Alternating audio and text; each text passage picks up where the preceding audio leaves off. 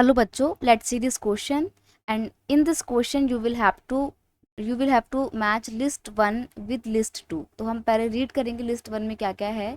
List 1 में है district consumer court और कंज्यूमर्स इंटरनेशनल या bureau of Indian standard. Okay, list 2 में है an agency that formulate standard for the goods and services, deal with consumer cases and global level institution for the consumer welfare and organisation. देखिए यहाँ पर आपको ना कुछ संस्थाओं के, कुछ ऑर्गेनाइजेशन के नाम दिए हुए हैं और यहाँ पर उन्हीं ऑर्गेनाइजेशन से रिलेटेड कुछ बातें हैं, तो आपको बताना है कि क्या बात किस ऑर्गेनाइजेशन से रिलेटेड है। फॉर एग्जाम्पल अगर हम डिस्ट्रिक्ट कंज्यूमर कोर्ट की बात करें, डिस्ट्रिक्ट कंज्यूमर कोर्ट को और क्या कहते हैं, डिस्ट्रिक्ट कंज्यूमर कोर्ट को डिस्ट्रिक्ट कंज्यूमर डिस्प्यूट रेडरेसल कमीशन भी कहा जाता है। ये कब बनाए गए थे, ये डिस्ट्रिक्ट लेवल के, स्टेट लेवल के कंज्यूमर कोर्ट और नेशनल लेवल के, असल में 1986 में आता है कोपरा यानी कि कंज्यूमर प्रोटेक्शन एक्ट। इस कंज्यूमर प्रोटेक्शन एक्ट के तहत ही हम 3 लेवल पे कंज्यूमर कोर्ट बनाते हैं। नेशनल लेवल का कंज्यूमर कोर्ट, स्टेट लेवल का कंज्यूमर कोर्ट और डिस्ट्रिक्ट लेवल का कंज्यूमर कोर्ट। ठीक है, तो डिस्ट्रिक्ट लेवल का कंज्यूमर कोर्ट क्या करता है, it deal with the consumer cases, ये कंज्यूमर के केस को डील करता है। अब आपको कैसे पता लगेगा कि अगर आपका कोई कंज्यूमर केस है तो आपको कैसे पता लगेगा कि आप डिस्ट्रिक्ट के कोर्ट में जाएंगे या नेशनल लेवल के कंज्यूमर कोर्ट में जाएंगे या नेशनल लेवल के कंज्यूमर कोर्ट में जाएंगे। देखो, डिस्ट्रिक्ट लेवल के कंज्यूमर कोर्ट में आप तब जाओगे जब आपका डिस्प्यूट 1 करोड़ रुपीस तक का ही है।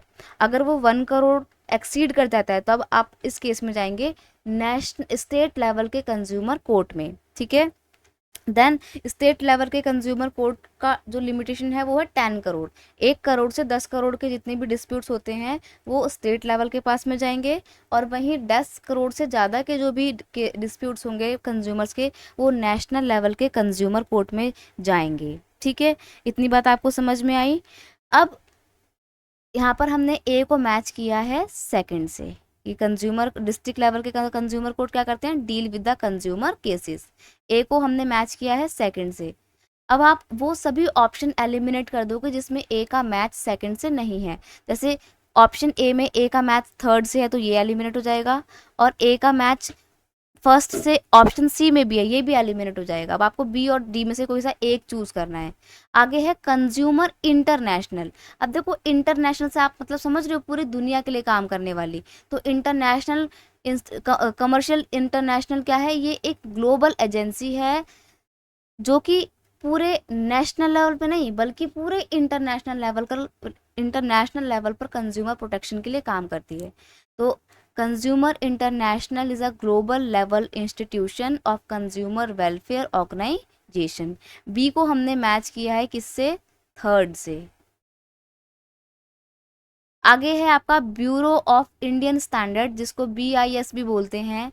BIS क्या है, BIS एक एजेंसी है that formulates standard for goods and services, जो गुड्स एंड सर्विसेज की क्वालिटी को इंश्योर करने के लिए एक स्टैंडर्ड फिक्स किया जाता है। वो स्टैंडर्ड फिक्स करने वाली जो एजेंसी है वो है आपकी ब्यूरो ऑफ इंडियन स्टैंडर्ड। ये बहुत तरीके के सर्टिफिकेशन मार्क इशू करने वाली एक एजेंसी है। तो सी को हमने किससे मैच किया है, फर्स्ट से मैच किया है। इस तरीके से ये आपकी मैचिंग है।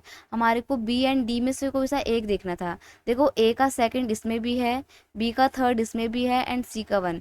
सो you will have to mark option B, it's your final answer, right? So option B is your final answer over here. I hope you understood it well. Best of luck.